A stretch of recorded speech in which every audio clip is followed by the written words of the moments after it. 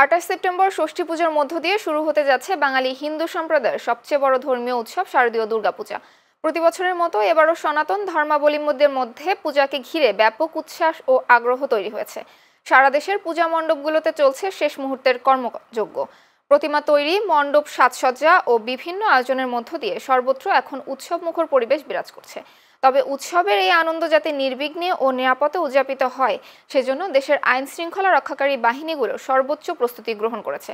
স্বরাষ্ট্র মন্ত্রণালয় জানিয়েছে, সারা দেশে প্রায় ৩৩,০০০ পূজা মণ্ডপে নিরাপত্তা নিশ্চিত করতে পুলিশ, র্যাব, আনসার, বিজিবি এবং সেনাবাহিনী মোতায়েন থাকবে। প্রতিটি পূজা মণ্ডপে সিসিটিভি ক্যামেরা স্থাপন করা হয়েছে। আইন শৃঙ্খলা বাহিনীর পাশাপাশি স্বেচ্ছাসেবক ও স্বেচ্ছাসেবী সংগঠনগুলোকেও দায়িত্ব দেওয়া হয়েছে।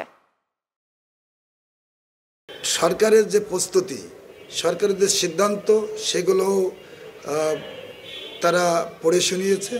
তাতে বিগত বছরের তুলনায় এবছর আরও ব্যাপকভাবে সেনাবাহিনী, প্রশাসন নিরাপত্তার চাদরে ঢেলে সাজাচ্ছে, যে কারণে আমরা আশাবাদী এবছর বিগত দিনের সকল বছরের চেয়ে এবছর আরও সুন্দরভাবে আমরা পূজা উদযাপন করতে পারবো বলে এটা আমরা আশাবাদী তাদের প্রস্তুতি দেখে।